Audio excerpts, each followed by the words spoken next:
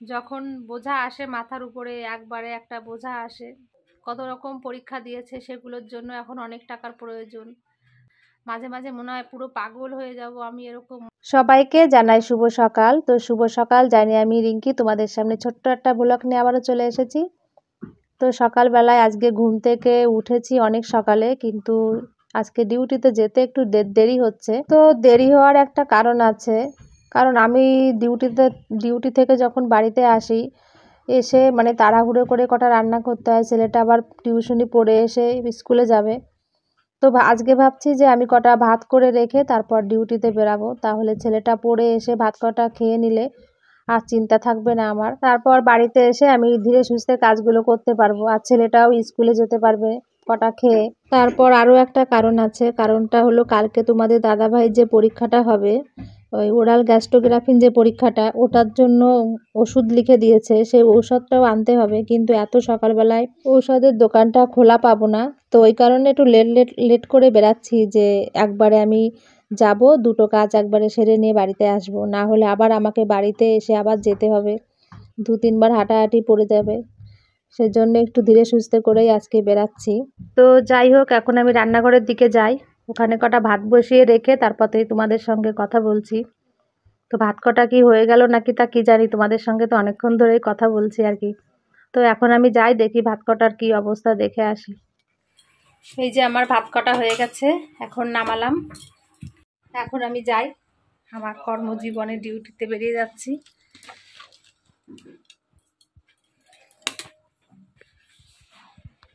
এদিকে তোমাদের দাদাভাই আজকে উঠে গেছে অনেক সকালে, এখন বাপু ব্রাশ করবে। ব্রাশ করার পরে ভাত আছে, আমি ভাত করে রেখে গেলাম, সে ভাত কটা খেয়ে নেবে, নিজে নিজে বেড়ে বেড়ে খাবে, আর কি করবে। ডিউটি সেরে এখন এই যে বাজারে এসেছি আমি, দাদাভাইয়ের একটু ওষুধ নিতে হবে।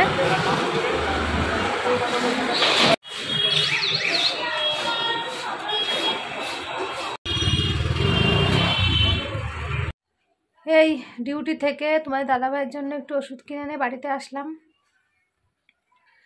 আজকে ওষুধ নিয়েছে, যে কটা পয়সা আমি আজকে নিয়ে গেছিলাম ওষুধ কেনার জন্য, তো সেই কটা পয়সা দিয়ে ওষুধটা কিনে নিয়ে আসছি। আর মাছ কিনতে পারিনি আজকে আমি আর, কারণ তোমাদের দাদাভাইয়ের আবার দেখছি মুখ ফুলেছে, তো একটু ভালো মন্দ প্রোটিন কিছু খাওয়াবো ভাবছিলাম, যে পয়সা নিয়ে গেছি যে একটু মাছ কিনে নিয়ে আসবো, জ্যান্ত মাছ। তো সেই পয়সা দিয়েই আজকে ওষুধ কিনতে হয়েছে আমাকে, মাছ আর আনতে পারিনি। তো মন খারাপ করেই বাড়িতে আসলাম আজকে, যে এরকম চোখ মুখ ফুলেছে, তো আবার যদি একটু ভালো কিছু না খাওয়াতে পারি তো কি হবে জানি না। এই দেখো চোখ আবারও ফুলেছে এখান থেকে, এই যে মুখ ফুলেছে, যে একটু মানে খাওয়া দাওয়া কম হয়ে যাচ্ছে। ডিম সিদ্ধ কদিন ধরে দিতে পারছি না, ডিমটা ঘরে আনা নেই আমার। তারপর কদিন ধরে আর কি ভালো মন্দ কিছুই দিতে পারছিলাম না, তো সেই জন্য আবার এই যে চোখ মুখ সব ফুলেছে এখন। তো আজকেও ভাবলাম একটু মাছ আনবো, জ্যান্ত মাছ কিনে, কিন্তু যে কটা পয়সা নিয়ে গেলাম, তো তোমাদের ওই তোমার দাদাভাইয়ের ঔষধ কিনে নিয়ে আসলাম। কারণ কি কালকে যে কি হলো, গলায় বেঁধে যাচ্ছে। তো কালকে যে পরীক্ষাটা হবে, ওরাল গ্যাস্ট্রোগ্রাফিন যে পরীক্ষাটা, সেই পরীক্ষাটা করাতে হবে কালকে। ওখান থেকে বলে দিয়েছে যে ঔষধ কিনতে হবে, আজকে রাত্রেবেলা সেটা খাবে, খেয়ে সারা রাত নাকি পটি হবে না কি হবে বুঝতে পারছি না। তো দোকান থেকেও বলে দিল যে হ্যাঁ সারা রাত আজকে পটি হবে, ওই ওষুধ খেলে নাকি পটি হয়। তো ওষুধের দামটা ভালোই নিয়েছে আজকে। এই নিয়ে আসলাম ওষুধটা, কালকে আজকে রাত্রেবেলা খেয়ে নেবে। কষ্ট লাগে দেখে, কি যে করি কিছু এখন বুঝতে পারি না, কোথায় যাব।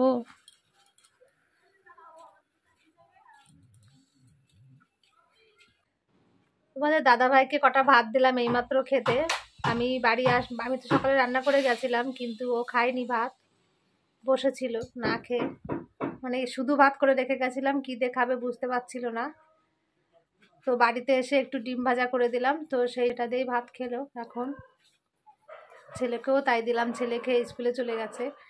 আর এখন দুপুরবেলায় যে আমি কি রান্না বান্না করব কিছুই জানি না, কারণ আজকে মাছ তো কিনতে পারিনি, তারপর সবজি ঘরে কিছু নেই, কি করব বুঝতে পারছি না রান্না বান্না। তো ভালো লাগছে না, বসে আছি এখানে চুপচাপ করে, মনের ভিতর শুধু টেনশন ছাড়া কিছুই নেই, যে কালকে পরীক্ষাগুলো করব, কত টাকা দরকার এখন। তো এখন যে আমি মানুষটাকে কি রান্না বান্না করে দেবো জানি না, কারণ কি চোখ মুখ তো আবারও ফুলেছে। একটু ভালো যে কিছু খেতে দেবো, এদিকে ওষুধপত্র কিনবো না, ওকে এই পরীক্ষাগুলো করাবো না, একটু ভালো মন্দ কিছু খেতে দেবো, কিছুই বুঝতে পারছি না কোন দিকে যাব। তারপর ছেলেটার কথা তো বাদই দিলাম, ছেলেটা কখনো আমার কাছে কিছু বায়নাও করে না, কিছু খেতেও চায় না, কখনো চায় না। ছেলেটা আমার এত লক্ষ্মী একটা ছেলে, তো কি বলবো। ওর দেখে তো সবসময় যে ওর বাবার পিছনে আমার এতগুলো পয়সা বেরিয়ে যায়, পয়সাগুলো যা ইনকাম করি তার থেকে আরও দ্বিগুণ পয়সা বেরিয়ে যাচ্ছে আমার। তো আজকে যে আমি কি রান্না বান্না করব, আমার মানে মাথায় হাত পড়ে গেছে, কিছুই ঘরে নেই, শুধু আলু ছাড়া এখন কিছু নেই ঘরে। সয়াবিন রান্না করে দেবো, সেটাও তো খেতে চায় না। আর ডিম তো সকালবেলা খেয়েছে, এখন আর ডিম রান্না করব না, কারণ বেশি ডিম আবার দেওয়াও যাবে না। আর ডাল রান্না করব, ডাল খেলেও প্রচুর গ্যাস হয়ে যায়, ডাল খেলে সঙ্গে সঙ্গে বমি হয়ে যাবে, এরকম অবস্থা।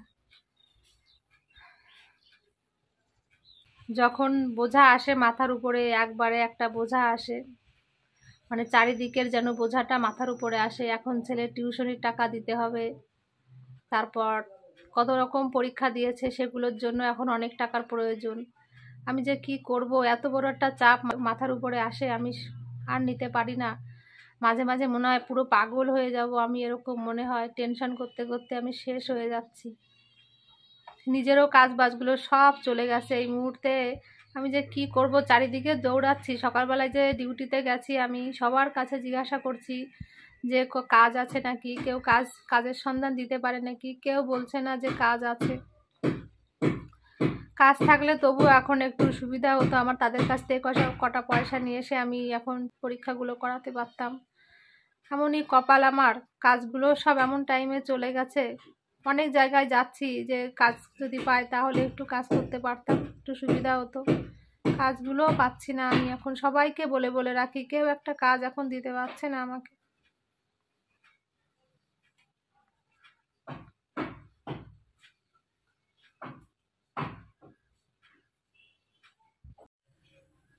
এই রান্না বান্না করে স্নান করে আর্নিক করে তোমাদের সামনে আবার চলে আসলাম। তো রান্না বলতে আজকে কিছু করিনি, মানে ওই একটু আলুর দম করেছি আর কটা ভাত করেছি। আর এখন এই আর্নিকটা সেরে উঠলাম, তোমাদের দাদা ভাই বলছে ওর খুব শরীর খারাপ লাগছে, এইমাত্র বমি করেও আসলো। তো আমি এখন একটু বাটিতে তেল নিয়েছি, এই যে পাটা একটু ডলে দেব, পায়ে যন্ত্রণা দিচ্ছে, মানে বেলাট নেই তো এখন। তোমাদের তো সকালে বললাম যে মুখ ফুলেছে, এখন পায়ে খুব চিটমিট করছে, যন্ত্রণা করছে।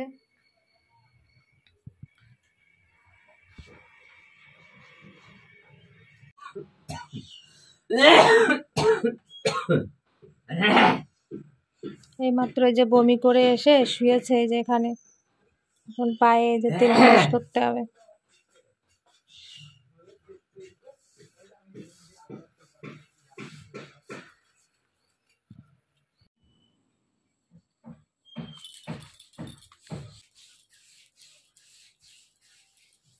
এত বমি বমি পাচ্ছে, তার কি বলবো।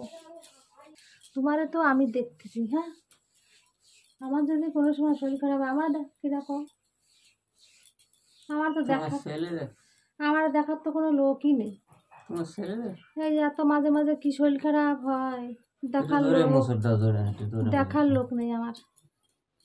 আমার শরীর খারাপ হলে আমার চুপ করে শুয়ে শুয়ে কাঁদতে হয়। তোমার ছেলে আছে না, তোমার জন্য তো আমি রয়েছি। আর ছেলে মেয়ে থাকলে তাও একটু মেয়েরা দেখে, ছেলেরা কি দেখে, তো খেলাধুলা, তবুও তো আমার সোনা দেখে, এটা সত্যি কথাই। ওরা যদি বলি আমি, সোনা আমার শরীর খারাপ লাগছে, আমার কাছে একটু আসো, ও ঠিক চলে আসে। পায়ের নিচটা পুরো সাদা হয়ে গেছে, বেলাট না থাকার জন্য পুরো সাদা পা, একদম রক্ত নেই। কি অবস্থা,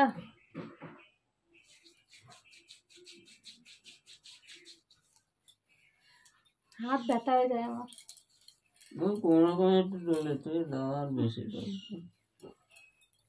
করে মাথাটা ঘোরাচ্ছে আমার। টেনশনে আমার আর শরীরটা ভালো লাগে না। এত টেনশন মাথার ভিতর নিয়ে আমি আর বাঁচতে পারছি না। কোন সময় পাগল টাগল হয়ে রাস্তায় চলে যাবো। দেখবা, একটা মানুষের পরে যদি এত টেনশন এসে পড়ে, এত প্রেশার এসে পড়ে, সে বাঁচবে কী করে বলো?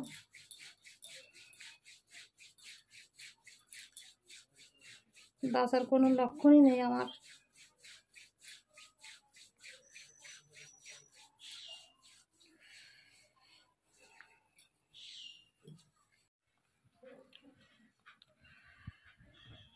এই তোমাদের দাদাভাইকে একটু মেসেজ করে দিয়ে এখন এসে বসলাম।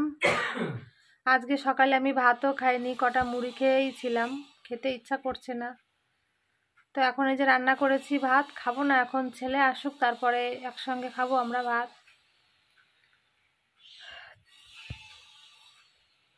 তো জানি না রাধা গোবিন্দ আর কত যুদ্ধ আমাকে দিয়ে করাবে, কত কিছু করাবে, কিছুই জানি না। আর কত কষ্ট জীবনে আছে সেটাও জানি না। তো যাই হোক, আমার ছেলে বাড়িতে আসলে কটা ভাত খাবো, ভাত খেয়ে একটু শোবো, কিছু ভালো লাগছে না আজকে আর। তো আমার ভিডিওটি আমি এখানেই শেষ করছি। তোমরা সবাই খুব ভালো থেকো, আর প্লিজ সবাই আমাকে একটু সাবস্ক্রাইব করে দে, আমার পাশে থেকো, তোমাদের কাছে এটাই বলি। তোমরা সবাই খুব ভালো থেকো।